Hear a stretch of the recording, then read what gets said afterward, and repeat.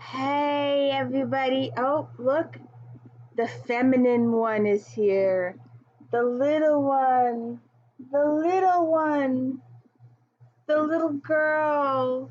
I talk about her often. She's here. Oh, hello, little one. Come here. Come here. Come here. Ah, come here. All right. All right. Where were we? Oh, yes. If then, welcome to the D. Louise book series. I'm Christina, Kristina. This is where we read books, talk about books, no theme music, no special effects going on here. Although I'm going to try a few. And this video, regardless of how long it turns out to be, will take me at least 12 to 15 hours to upload. I'm absolutely serious. The other day, hello,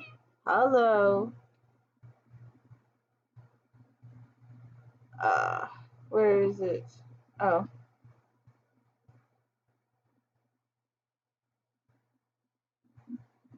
I did a 20-minute video.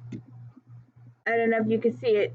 It says 3 hours left, and it was halfway through. It took 6+ hours to upload. So this video, if it's longer than 20 minutes, will take 7, 8, 9 hours to upload. Hello.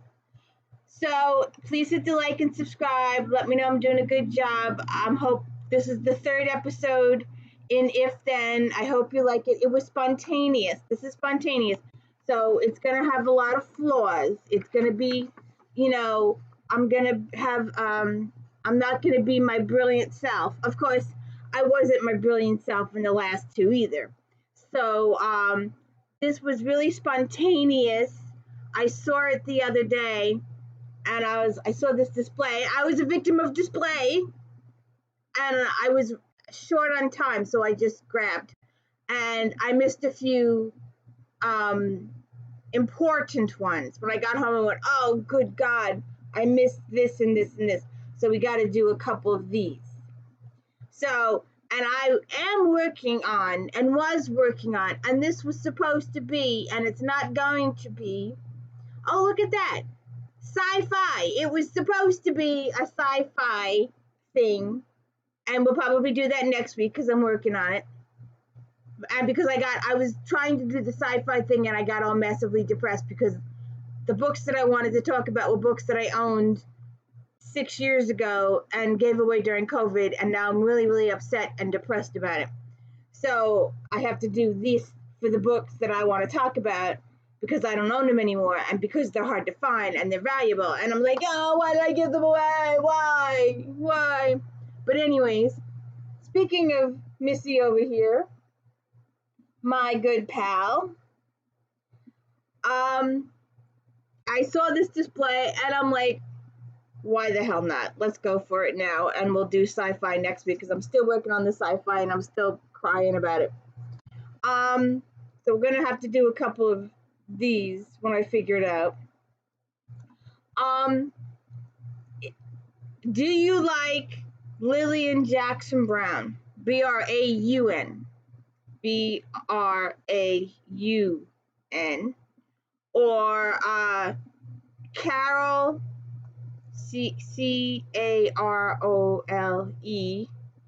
Nelson, Neulson,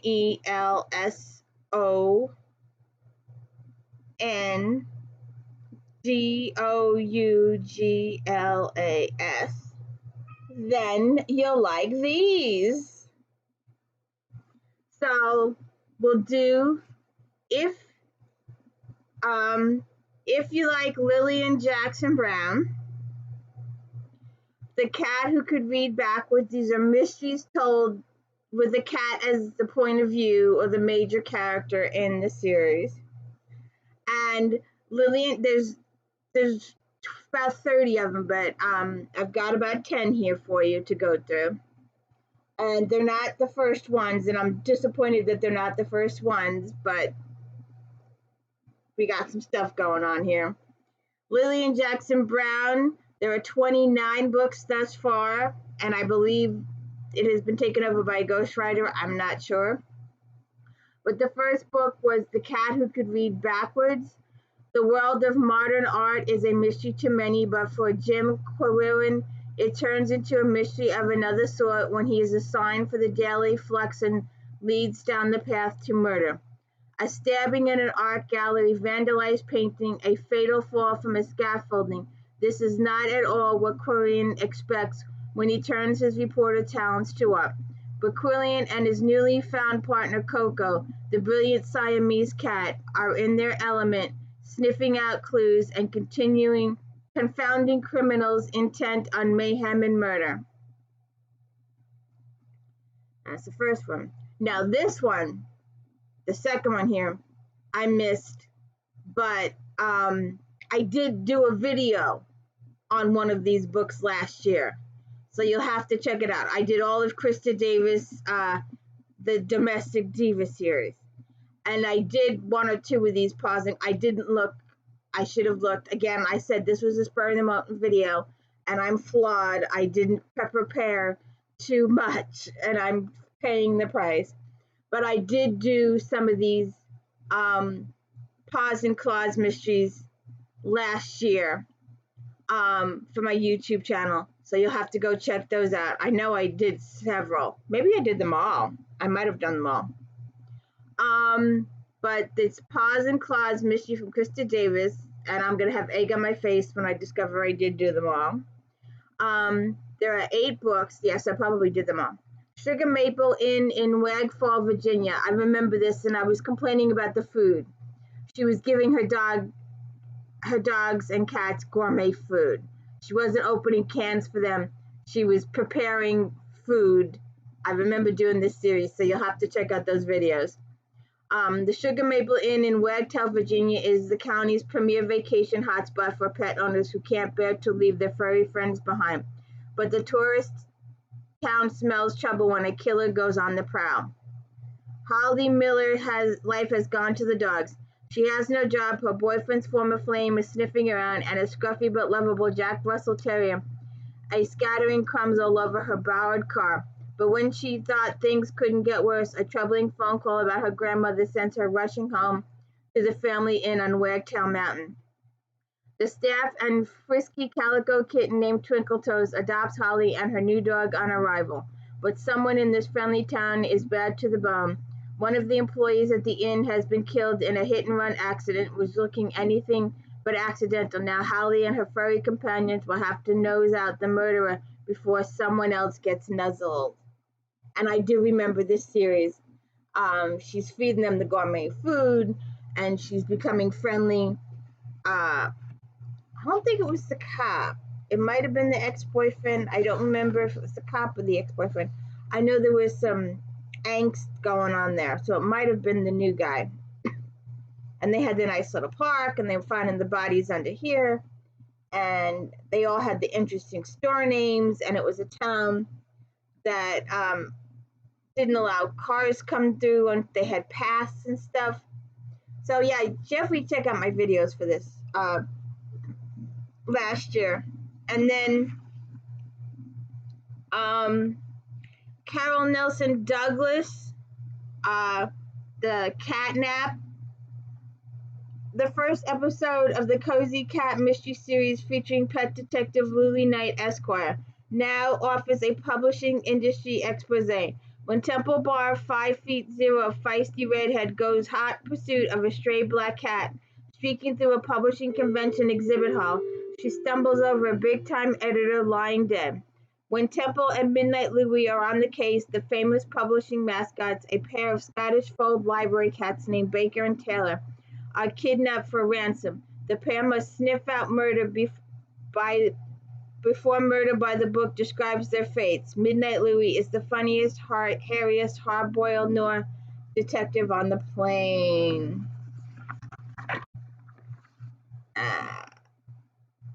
Shirley Murphy Rousseau. I did do her. Joe Gray Mystery. There are 21 books in this series thus far. It's been quite a week for Joe Gray. First, the powerful feline discovers that through some strange, inexplicable phenomenon, he now has the ability to understand human language. Then he discovers he can speak as well. It's a nightmare for a cat who preferred to sleep the day away carefree. But Joe can handle it. That is until he has the misfortune to witness a murder in the alley behind Jolly's Deli, and worse, to be seen witnessing.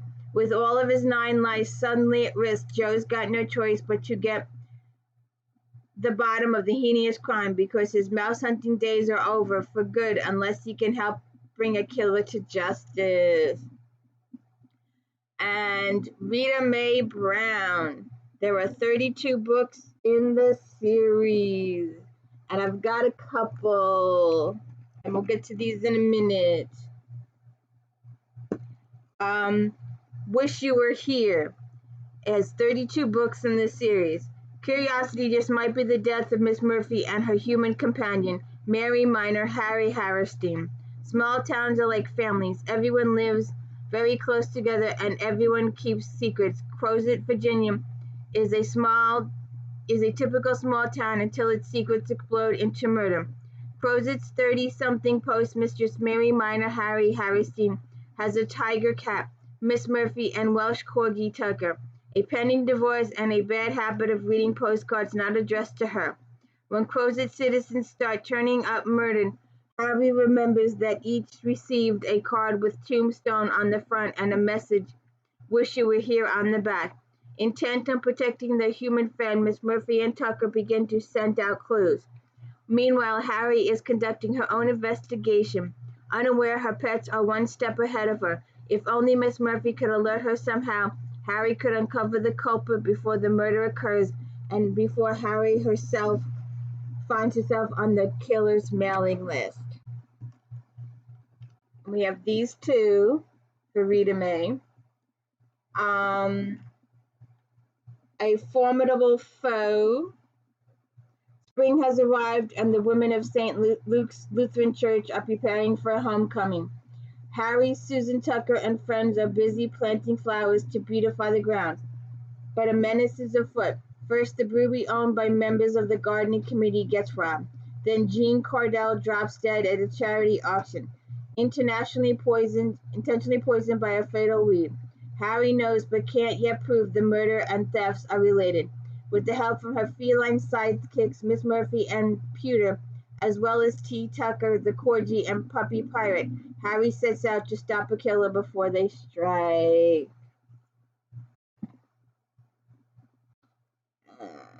This one. Spring of the Redbuds opens, the robin returns, and the day lengthens. People's spirit lift, as do those of their animal companions. As a wave of tilling and planting sweeps over Crozet, Virginia, Harry is especially excited this year. This year is her first harvesting grapes to sell. Then a health crisis sends her reeling into the forbidding world of hospital and doctors, treatments and procedures. Surviving this journey will be tough, but Miss Murphy, Peter, and Tucker will do their best to steer Harry in the right direction, as will her ever-helpful husband, Fair. Others will have worse luck, especially promising nurse, lifeless body and discovered without a mark on her. Then another hospital employee has seemed in perfect health is also found dead. It is clear to Harry that there's a mystery afoot.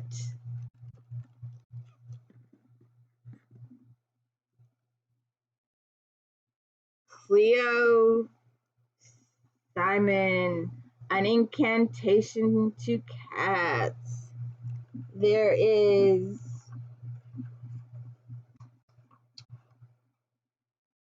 this might have been the first book in the series. Look at that. It says an enchanting new series. When two clients seek Becca Colwyn's professional services, the fledgling witch detective is overjoyed. So we have cats and witch and paranormal. You will see this book again in the paranormal detective The first client, Gaia Lindquist, who works at Charmin Church, believes someone has been trying to poison her. The second is Margaret Cross, the shop's owner, who believes there is theft in her midst, possibly Gaia herself. But But as Becca finds the new cases intertwined, things grow more complicated. Becca's 3 cats, the ones with the real power, can smell something is wrong with these clients. But not even Clara the calico knows what to do when a man ends up dead and a powerful and poisoned root appears and disappears in the case. To make matters worse, Clara and her litter mates are feuding, and she can't tell them about an unsettling interaction she had with one of the client's sisters. It is possible that some humans may have the same powers as the magical felines.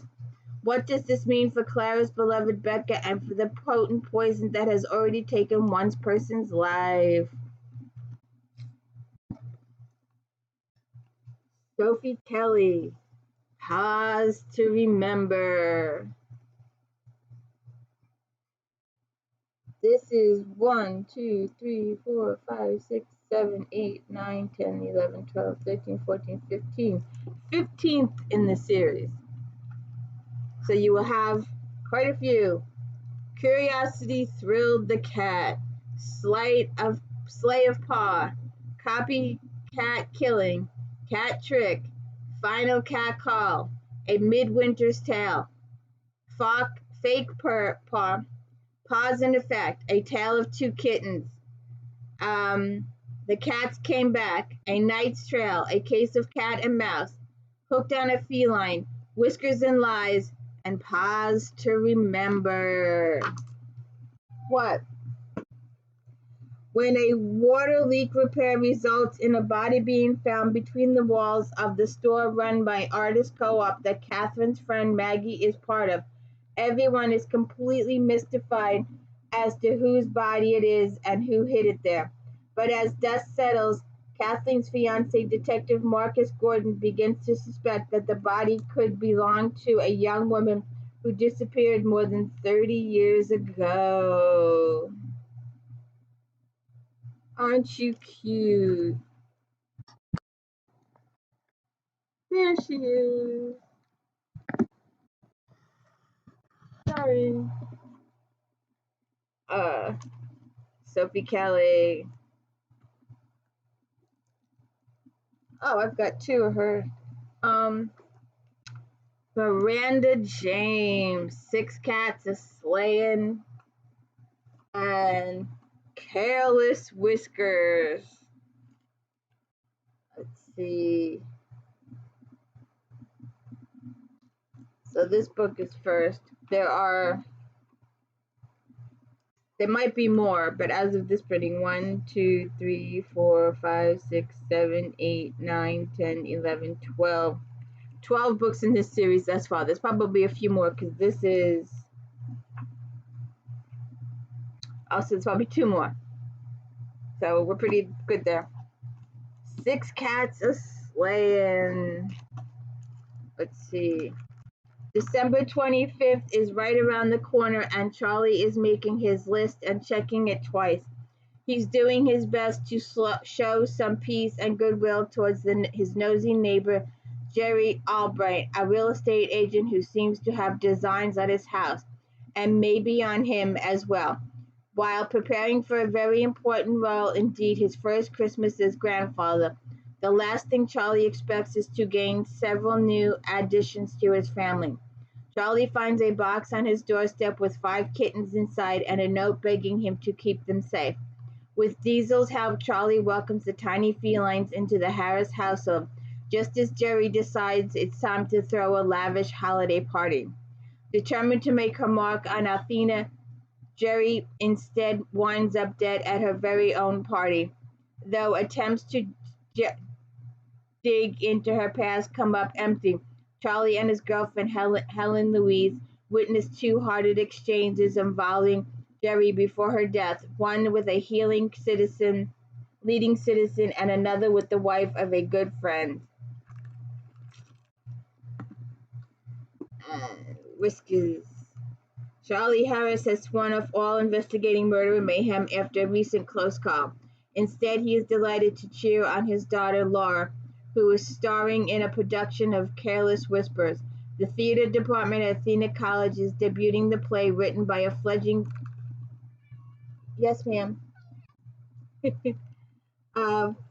playwright with a local connection. and Charlie's son-in-law, Frank Salisbury, will be calling the directorial shots. Laura is upset to learn that Luke Lombardi, an overbearing actor she knew from her time in Hollywood, will also be taking part in the production as a guest artist. Lombardi arrives with an entourage in tow and promptly proceeds to annoy everyone involved with the production. When he collapses and dies on stage after drinking from a glass Laura handed him, she becomes a suspect in his murder. And 1, 2, 3, 4, 5, 6, 7, 8, 9, 10, 11. Book 11 in this series so far. Late March is prime reading weather in the small southern Michigan town of Chilson. Though snowfall and cloudy skies deter outdoor activities, life inside the bookmobile is warm and cheerful. But as Manny and Eddie are making their rounds to deliver comforting reads, they see something strange. Loyal bookmobile patron Ryan Anderson speeding away. When she discovers the police want to question Ryan about a bank robbery and the death of a security guard, Minnie realizes she's one of the only people who doesn't think Ryan is morally corrupt. After an additional murder victim is found, the police immediately suspect her patron, but Minnie isn't convinced. When she encounters Ryan hiding from the police, she decides to help him by investigating the crime. And our last book of the day, Scaredy Cat by Sophia Ryan. Secondhand store owner Sarah Grayson and her affectionate rescue cat Elvis will scare up a few leads to find a killer in the newest installment of this captivating New York Times best-selling series. After a long, cold, and snowy winter, it seems as though spring may be arriving early in May. Sarah Grayson is busy at her store, Second Chance, and she's looking forward to an afternoon break from the hustle and bustle, tagging along to the North Harbor Spring House tour with her friend Detective Michelle Andrews. But it turns out one of the houses has a haunted history, and when a ghost hunter is found dead on the premises, Sarah knows the best way to uncover the killer is by investigating the not-so-dearly departed. So this may help go for paranormal too, maybe. With the help from Elvis and Charlotte's Angels, the crew of senior citizen private detectives who work out of the store, she'll also close the case on this creepy crime. So those are the cat books for this week. There are literally about 20 or 30 more out there, and we may get to them in the future. And hopefully, if things work out between me and the thrift stores in town, we'll get to sci-fi too, or we'll be doing more of these. And I hate to do these because it adds 5 hours to my videos. It's just that I don't have my computer is quite old and is a turtle when uploading. You could have the fastest internet in the world, but if your computer's a turtle, that's as slow as your internet's gonna go. Did you come say goodbye? Come here. Come say goodbye. This has been Cat Mysteries. Is that a positive response or a negative? Did you like the books? No? What? Come here. You keep coming back because it has to be on her terms. I got to get me some new cats. My emotional support cat passed away last year, and that was the kind of cat that would let me hold him when I wanted, would stay in my lap as long as I wanted him to stay, would come to me 100% of the time when I wanted, and I've got videos of him doing it too. Whereas this cat is like the majority of cats out there. They will come to you on their terms, when they want to be held, when they want to be near you, when they want to be petted, when they want to be fed, on their terms. You can pick the cat up and it will scream and yell and scream and let me down, let me down, let me down, let me down. You put them down, then they come back, because when they come back on their terms and not yours. Go figure, but that's the rule. So there are two kinds. The comfort cares and the when they want cats. So please hit the like and subscribe. Let me know if you do a good job. Let me know if you're enjoying this March version of If Then. And I look forward to seeing you eventually at Sci-Fi and other ones I've got planned. Thank you.